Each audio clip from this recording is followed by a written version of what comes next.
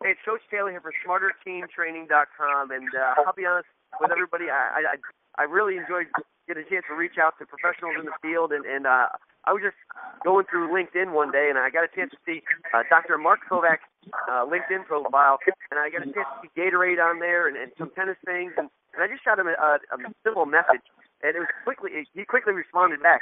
And it's been cool going back and Googling his name and trying to find out a little bit about him before even getting on the phone. We just got on the phone maybe 10 minutes ago, and now we're having a conversation here on the show. So, Mark, man, I really appreciate you taking some time out of your day. I know it's early on a Sunday for me, and it's great to hear that a professional is willing to take some time out of their day just to chat. Yeah, no, thanks so much for the invitation. Always excited to talk shop and talk with other great professionals. So it's exciting for me to, discuss the fields of strength and conditioning and coaching and athletic performance.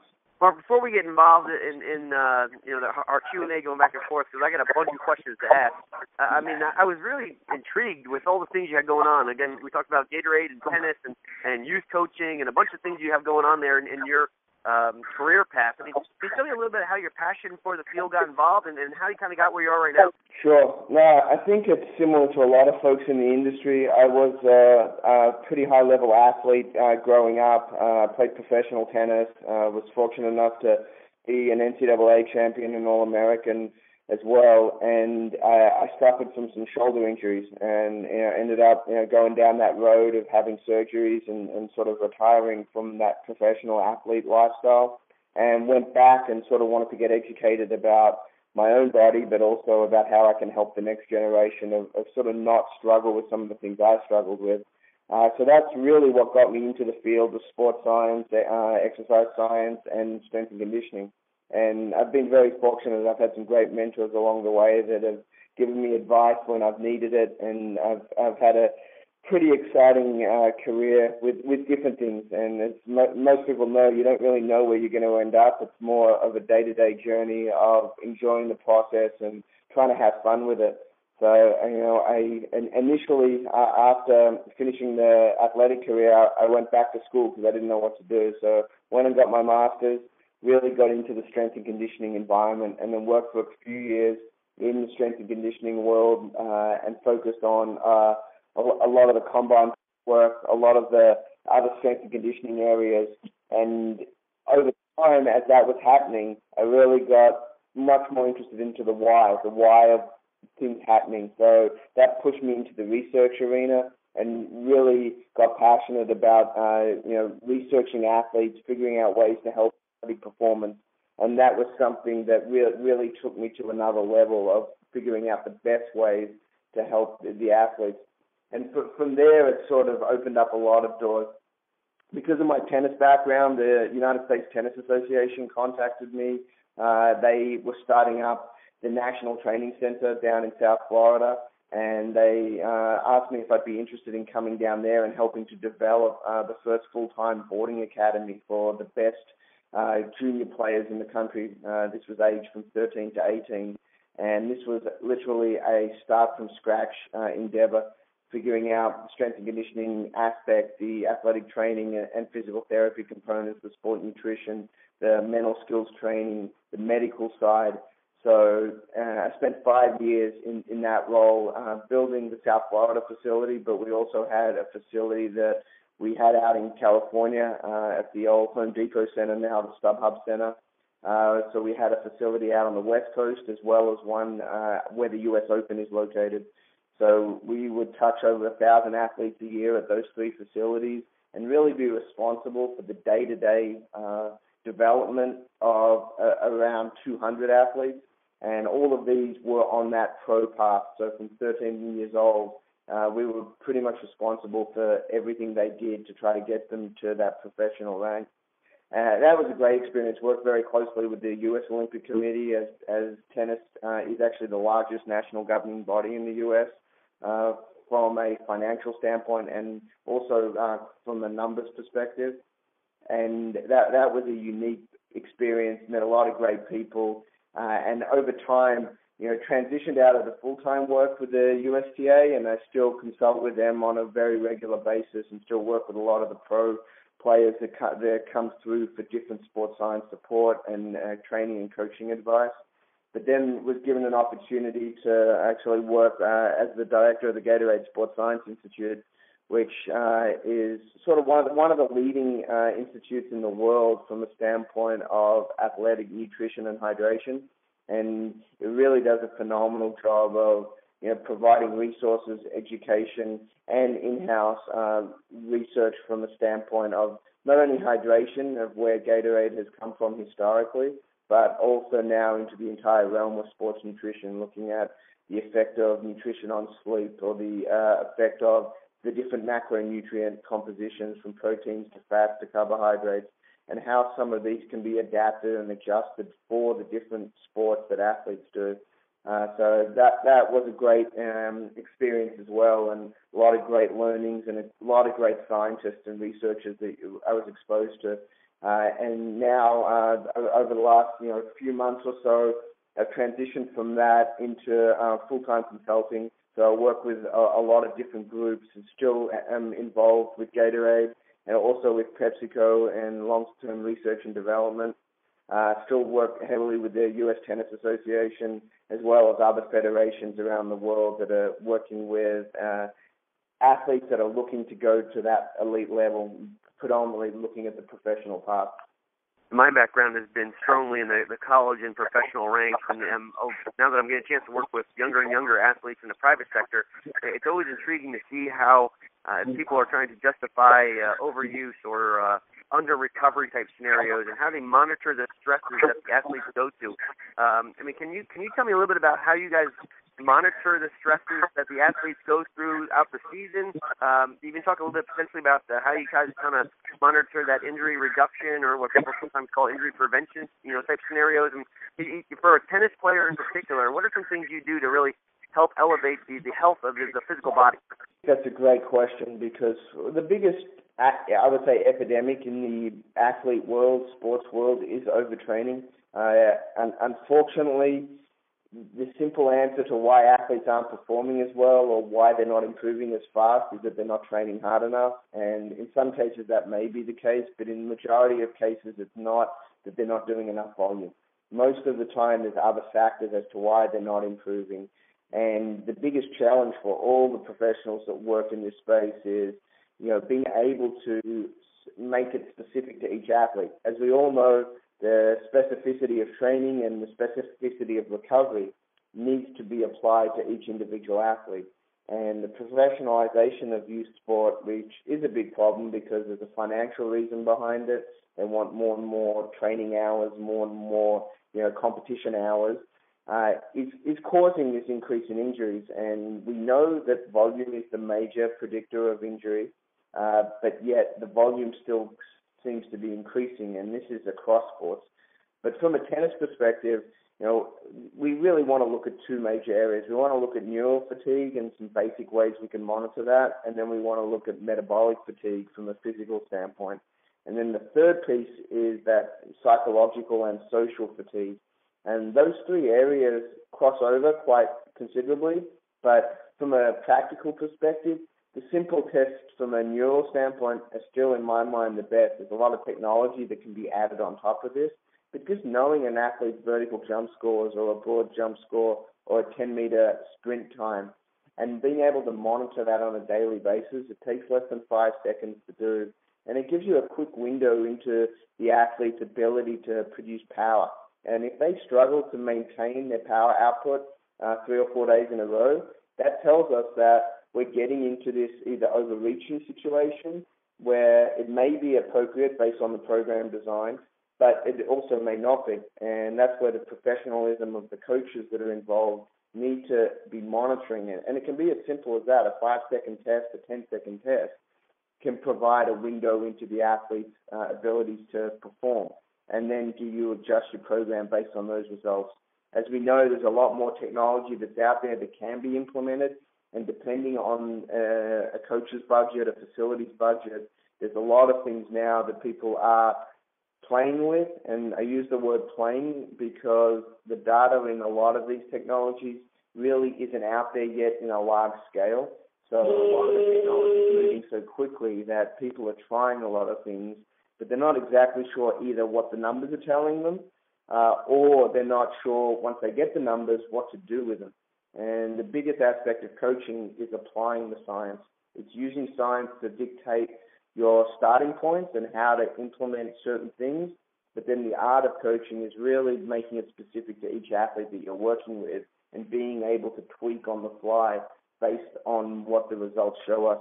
So from a standpoint of metabolic fatigue, we're looking at, if you are going to look at blood work, or if you are going to look at some markers of total volume of heart rate or heart rate variability markers, that can play a role. And then from a psychosocial standpoint is what's happening in the athlete's life from a standpoint of parental involvement for young athletes, for school and academic aspects if we're talking college or high school. And then also is there other factors, boyfriend-girlfriend issues, family stress. Those factors play a much bigger role than I think a lot of coaches give credence to, partly because it's not in their wheelhouse. Most coaches focus on the X's and O's and reps and sets of what they do. That other stuff, the social stuff, is a bit harder to get at. But I think to be a great coach, you need to understand your athlete's lifestyle and what's happening day to day in their lifestyle, because that comes into the gym, that comes into the field, that comes onto the track, and you need to be aware of it. Obviously, if I get a chance to talk to somebody from Gatorade and I don't have a question about hydration, I don't know if I'm doing my due diligence. So I want to go down that road a little bit about hydration specifically. I mean, what advice do you give to your athletes about hydration? How important is hydration in your programming and in the educational aspect of teaching your kids, how to actually hydrate their body? And does that advice change as they're playing different sports potentially?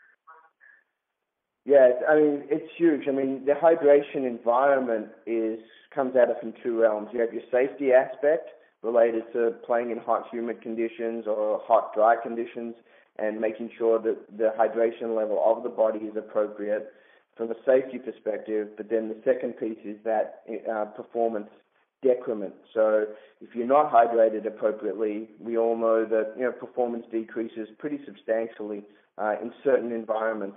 And educating the athletes is the number one aspect. Most athletes, and we know there's been dozens of studies done that have shown that athletes that go onto the field or go onto the court, in most cases are somewhat hyperhydrated or dehydrated.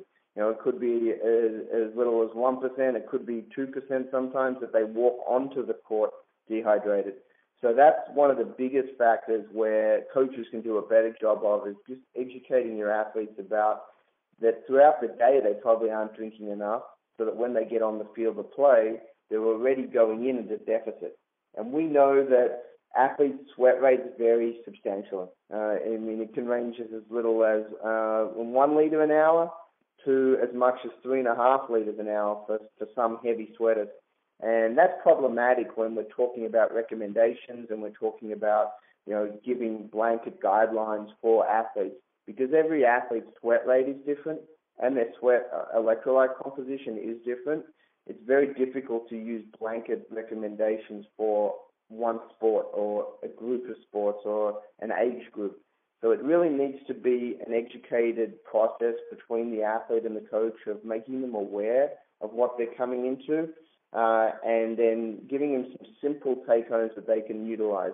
With the elite athletes, we can go into very, excessive detail to the ounce, to the sodium and potassium and chloride levels of the body. But for the masses, for the large numbers of people that we're talking about, it's all about education and making sure that they're aware of the basics.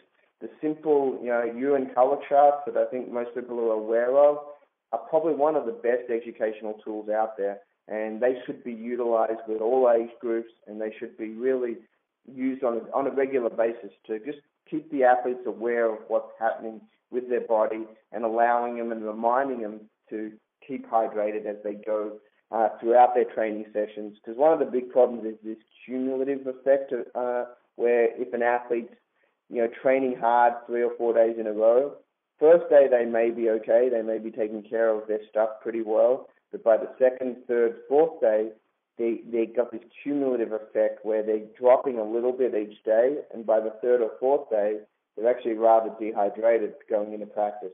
So we need to make sure that it's a constant reminder, and we as coaches can always do a better job about educating in this area. I live in America, and the overwhelming demand to compete at a highest level or a higher level or to win is becoming more and more paramount. And I feel like everybody is playing more games and not necessarily practicing more or even practicing smarter. I've had an opportunity to go to 14 countries around the world and see how other people do different things, as well as Australia and being involved with that national level in the World Cup scenario. But I'm always curious to know, what's kind of the overwhelming ratio of practices to games that have really worked for you? What has really helped the athletic development that you've seen as far as it relates to practices and games? Yeah, I think that's a huge aspect. Is there are structured games where it's sort of organized competition, and then there's free play where athletes get to still compete, maybe even score, but it's not a structured game situation. It's sort of pick up basketball models, pick up soccer games, things like that, where it's more free play. And that environment is really a more conducive environment to development in general, and then making sure that the athletes at a younger age get all those physical skills.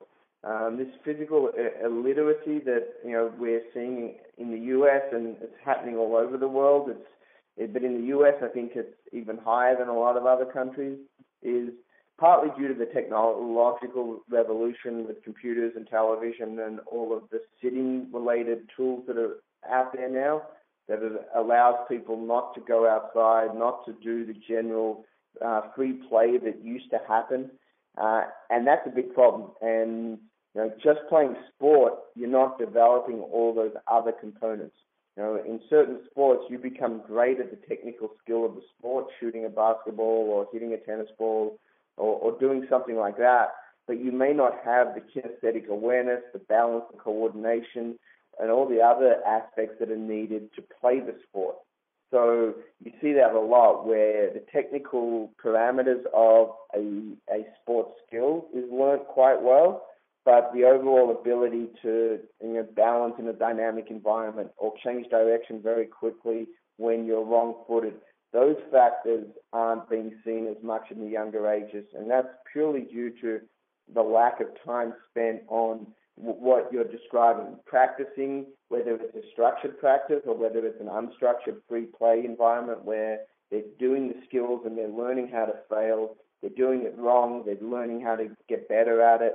Those environments are really needed. If they're just competing, it's the majority of the time, they're going to just do what they have to do to win. And that's a good thing to a certain extent because they're learning how to compete, they're learning how to find ways to win.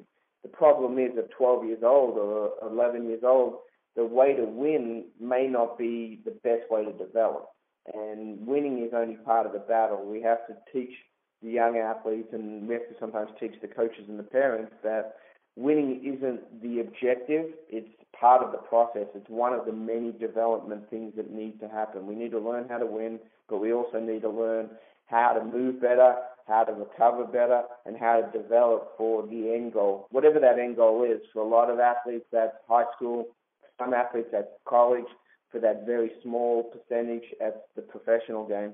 And, it's really teaching them the process. And a lot of people talk about process versus outcome, but very few people actually do it the right way and focus on the process. Outcome is always there, and that is highlighted by how many more competitions young athletes are asked to participate in.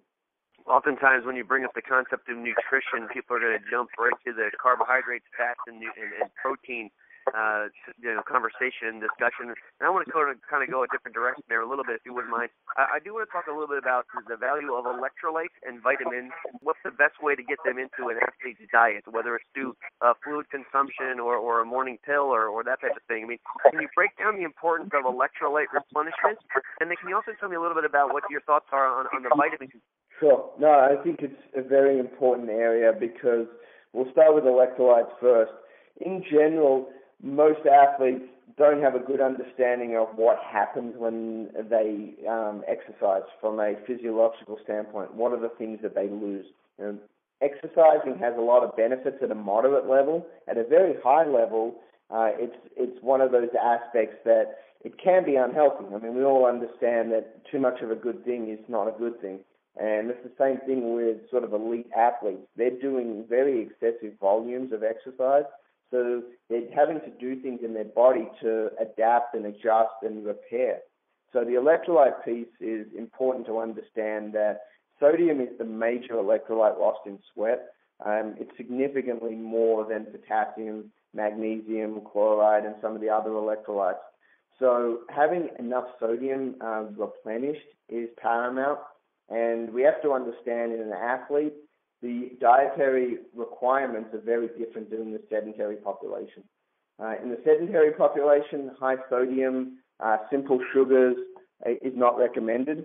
In an athletic environment, while an athlete's sweating, those two things are very beneficial.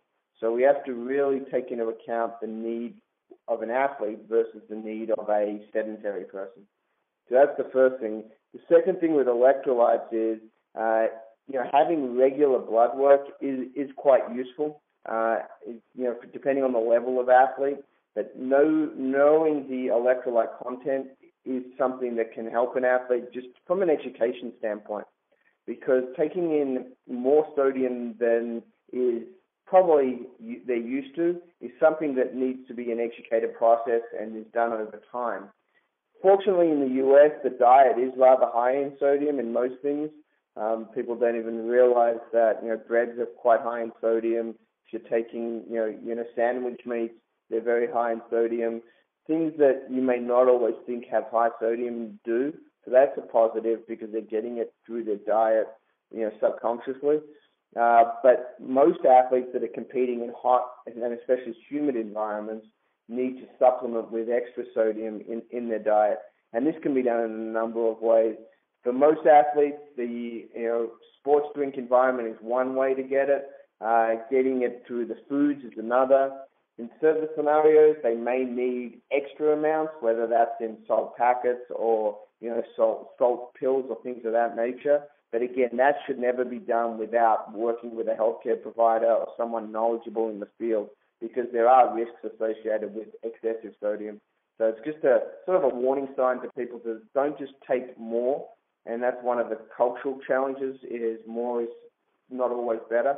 Got to make sure that the athlete is educated by the right person to help them along this journey. So that's the electrolyte aspect of things. From a vitamin and mineral perspective, again, ideally, my preference is get it from foods as much as possible. Regular, healthy foods that you can get. If you eat a well-balanced diet, an athlete-focused diet, you should be able to consume enough of your nutrients. If you're taking in a lot of vegetables, you'll get good amounts from there. As we know, most athletes, especially younger athletes, rarely have an optimum diet. So supplementing with a multivitamin is sort of one of those things that is done as a safety measure, or a way to just take something as a prevention aspect. And again, that's probably not going to do any harm. If you don't know the athlete's physiology well and what they may be lacking or what they're deficient in, it may not be enough. So again, at least once a year, competitive athletes should have regular blood work just to look at their vitamin and mineral composition and just see, are they deficient in any of those important aspects? And then if they are, then there's simple ways to increase that, whether it's through normal food diet or whether it's supplemented with pills or tablets or things like that. And again, because of the exercise environment and the amount of hours that an athlete trains, their requirements are quite different from the regular population.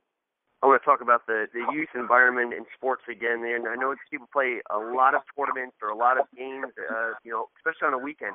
I mean, you can look at basketball, you can look at tennis, soccer, you go across, up and down the list of sports there, and you might have, players playing 5, 6, 7 games on a Saturday. And one big thing to me is how do you get enough food in their body? There's more and more kids are going to that fast food or that convenient food standpoint.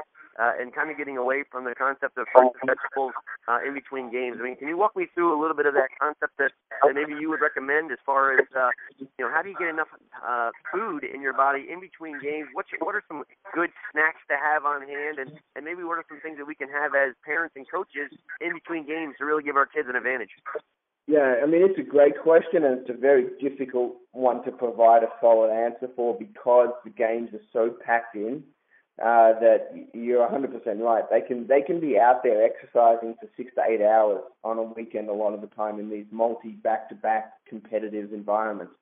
So the objective there is to make sure that if they're playing on a Saturday, Sunday environment, that the day before and 2 days before, that they're getting enough nutrients in their body that they have some reserves. That's the first thing. So they're having a good, well-balanced meals. For most of these sports, carbohydrates and fats are a positive. They're not a negative. They need that fuel sources. So having enough of that in the body is very important. Proteins are great, but again, proteins aren't the major fuel driver. So we have to understand that they need the proteins for the recovery and the repair.